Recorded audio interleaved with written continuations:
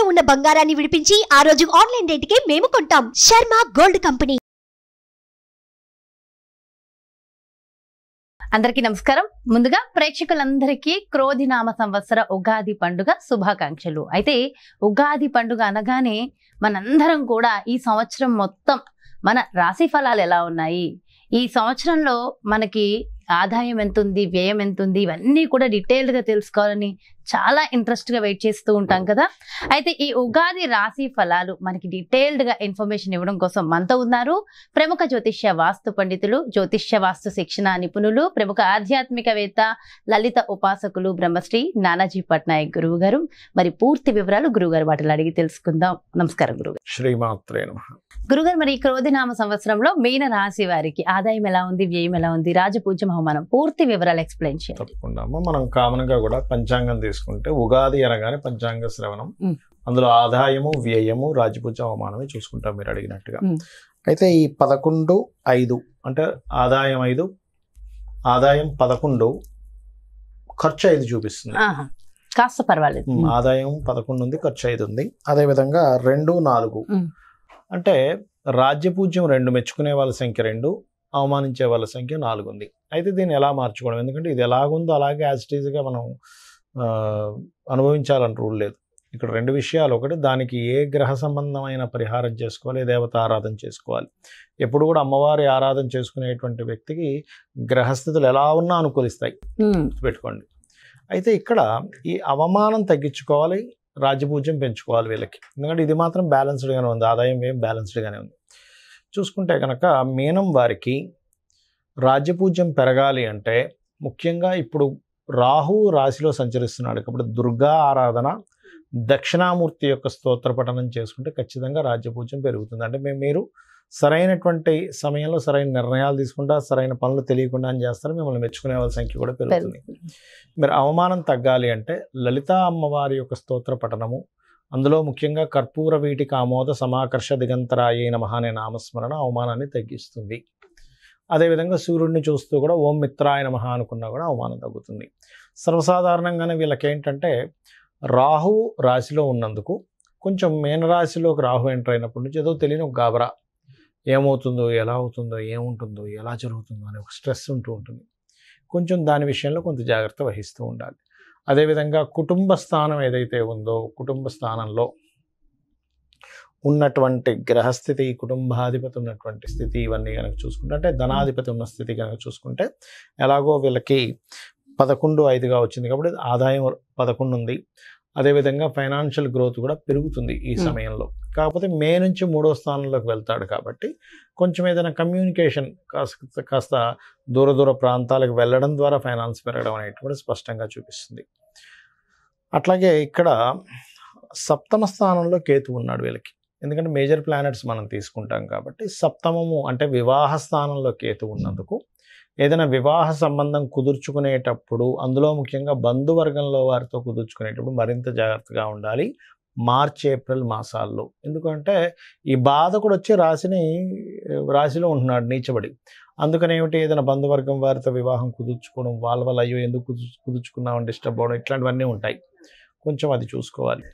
And అలాగే వీలైతే ఒకవేళ ఇంకా కంపల్సరీ అయ్యి వివాహం ముందుకు వెళ్తున్నామంది అన్నప్పుడు కాస్త బుధ కేతు గ్రహాల దగ్గర దీపారాధన చేసుకున్నట్లయితే బాగుంటుంది. అదేవిధంగా వీరు మార్చి, ఏప్రిల్ మాసాల్లో ప్రాపర్టీస్ అవి కొనుగోలు చేయకపోవడమే మంచిది. చేయకపోవడం మంచిది. సంతాన అభివృద్ధికి అయితే బాగానే ఉంది చెప్పాలంటే వీళ్ళకి. ఎందుకంటే పంచమం మీద కొంతవరకు దృష్టి ఉంది. అయితే వీటన్నిటికంటే కూడా వీరికి లాంగ్ జర్నీస్ చేయడం ద్వారా హైయర్ ఎడ్యుకేషన్ విషయాలకి డబుల్ ట్రాన్సిట్ ఉంది. అంటే శని గురు ఇద్దరు గ్రహాల యొక్క దృష్టి డబుల్ ట్రాన్సిట్ అనేటువంటిది భాగ్యభావం మీద ఉంది కాబట్టి తండ్రి నుంచి, గురువుల నుంచి లాంగ్ జర్నీస్ వల్ల, బ్యాంక్స్ వల్ల లాభం కనబడుతుంది. ఉద్యోగ అవకాశాలు కూడా చాలా చక్కగా వస్తాయి, అందులో ఎటువంటి ఇబ్బంది లేదు. కాకపోతే కాస్త ఇంపోర్ట్ ఎక్స్పోర్ట్ బిజినెస్ చేసేటువంటి వారు, ఇన్వెస్ట్మెంట్స్ చేసేవారు కొంత జాగ్రత్తగా ఉండాలి. ఎందుకంటే మీన రాశి వారికి సహజంగానే 12వ స్థానంలో శని భగవాను నుండి ఏళ్ళనాటి శని ప్రారంభమైంది సంవత్సరం 3 నెలల నుంచి. ఇంకొక సంవత్సరం 4 నెలలు అవుతుంది దాదాపుగా. సో ఏళ్ళనాటి శని 12లో ఉన్నప్పుడు సర్వసాధారణంగా జరిగే మిస్టేక్స్ ఏంటంటే ఇన్వెస్ట్మెంట్స్ చూసుకోకుండా కొంచెం ఎక్కువ ఇన్వెస్ట్మెంట్స్ చేస్తూ ఉంటారు. అది కాస్త చూసుకోవాలి వీరు. ఆ యొక్క జాగ్రత్త కనుక తీసుకున్నట్లయితే అన్ని విధాలా బాగుంటుంది. అన్ని విధాలు బాగుంటుంది. చాలా బాగుంది. ఓవరాల్ గా మీనరాశి మరింత బాగుండడం కోసం చిన్న చిన్న రెమెడీస్ రాజరాజేశ్వరి అమ్మవారి యొక్క ఆరాధన కనుక చేసుకున్నట్లయితే మరింత బాగుంది. చాలా సంతోషం గురుగారు. ఇవే కాకుండా ఇంకేమైనా జాగ్రత్తలు తీసుకోవాల్సిన అవసరం ఉంటుందంటారా? జాగ్రత్తలు అంటే ఏం లేదమ్మా, ఒకటి గుర్తుపెట్టుకోండి, నేను చెప్పేది ఒకటే. మనకి ఎప్పుడైనా సరే గ్రహస్థితిలో ఎలాగున్నా, అంటే మన జాతకం ఎలా ఉంది, వాస్తు ఎలా ఉంది, ఇవన్నీ ఎలాగున్నా నేను చెప్పేది ఒకటే, అమ్మవారిని కనుక మనం ఆశ్రయించినట్లయితే ఇవన్నీ కూడా పక్కపోతాయి. అయితే మరి ఈ శాస్త్రం ఎందుకు ఇచ్చింది అమ్మవారు? ఈశ్వరుడే స్వయంగా కూడా జ్యోతిష్ శాస్త్రాన్ని ఇచ్చాడు కదా, మనం చెప్పుకుంటూ ఉంటాం కొన్ని వాటిల్లో మహర్షుల ద్వారా మనకు అందించాడని. మరి ఆ పరమేశ్వరుడు ఎందుకు అందించాడంటే మనకు ఒక జాగ్రత్త చూసుకోవడానికి, ఒక రూట్ మ్యాప్ లాగా మనం ఒక తయారు చేసుకుంటున్నాం. ఏది, ఏ రూట్లో ఎక్కడ ట్రాఫిక్ ఉంది, ఎక్కడ ఏది ఉంది అన్ని తెలుసుకుని దాన్ని బట్టి వెళ్తున్నాం కదా. అలాగే మనకు భగవంతుడే ఈ యొక్క జ్యోతిష్ శాస్త్రాన్ని అందించాడు. దీనివల్ల ఏమిటి, మనం మన జన్మజాతకం కూడా చూసుకోవాలి. అంటే మన జన్మజాతకంలో లగ్నబలం ఎలా ఉంది, ధనం ఏ మార్గంలో వెళ్తే మనకు ధనం సంపాదిస్తాము, ఏ రకంగా ప్రయత్నిస్తే మన ప్రయత్నాలు సఫలీకృతం అవుతాయి, ఏ దిశలో ఉంటే మనకి బాగుంటుంది, సంతాన అభివృద్ధి ఎందుకు అవ్వట్లేదు, వివాహం ఎందుకు అవ్వట్లేదు, మన జన్మజాతకంలో ఉంటుంది. అంటే ఏ సమయంలో వివాహం చేసుకుంటే బాగుంటుంది, అదేవిధంగా మనకి ఏ వృత్తుల్లో బాగుంటుంది, ఏ వ్యాపారాల్లో బాగుంటుంది, ఎందులో ఎప్పుడు ఇన్వెస్ట్మెంట్ చేస్తే మంచిది, ఎప్పుడు ఇన్వెస్ట్మెంట్ చేయకూడదు అనేటువంటి అన్ని విషయాలు ఉంటాయి. మీకు అనిపిస్తుంది మరి ఇవి అన్నీ మన జన్మజాతకంలో ఉంటాయి, మనం మరి ఈ గోచార ఫలితాలు ఇవన్నీ ఎందుకు చెప్పుకుంటున్నాం అంటే ఒకటే గుర్తుపెట్టుకోండి అమ్మా. ఇప్పుడు మీరు షూటింగ్కి వచ్చారు కదా, నార్మల్గా మీ ఇంటి నుంచి ఇక్కడ 40 నిమిషాలు అనుకోండి కార్లో రావడానికి, అదే ట్రాఫిక్ జామ్ అయితే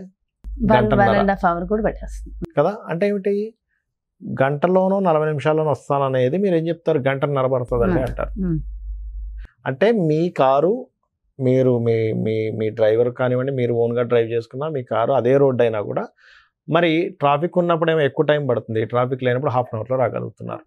అంటే దాని అర్థం ఏమిటి, సమయం బయట ఉండే వాతావరణం కూడా మనకు సహకరిస్తేనే మనం సమయానికి వెళ్ళగలం. అలాగే గోచారం అనేటువంటిది ఏంటంటే ఇప్పుడున్న గ్రహస్థితి, ఇప్పుడుండే గ్రహస్థితి ఏ విధంగా ఉంది, పరిస్థితులు ఎలా ఉన్నాయి అనేది చెప్పేదే గోచారం. సో ఈ సంవత్సరం ఈ విషయాలు ఇలా ఉంది కాబట్టి నువ్వు ఈ రెమెడీ చేసుకో, నీ జన్మజాతకం కూడా చూసుకో, ఈ రెండు కలుపుకో. అందుకు ఇంకోటి ఏంటి, నేను ఒకటే చెప్తా, నా జాతకం ఎలా ఉంది, నా దశ ఎలా ఉంది, పాడైపోయింది ఏం పెట్టుకోకండి, అమ్మవారిని నమ్ముకోండి. అమ్మవారు అంతా దారి చూపిస్తుంది మనకి, ఎలా ఉన్నా జాతకం ఎలా ఉన్నా అమ్మవారు చూపిస్తుంది. అమ్మని చేయి పట్టుకుంటే తిండి కొదవ ఎలా ఉండదో, అమ్మవారిని పట్టుకుంటే వాడికి దేనికి కొదవ ఉండదు. ఎంతో చక్కగా చెప్పారు గురుగారు. అంటే ఎంతో ఒక ధైర్యం, ఒక మోటివేషన్ అంతే కదా. అమ్మని పట్టుకున్న వాడికి తిండి కొదవ ఉంటుందా?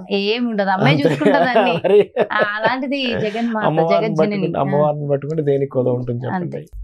ఎంతో చక్కగా, ఎంతో చక్కటి స్థైర్యాన్ని అందించారు. థ్యాంక్ యూ సో మచ్ గురువు గారు.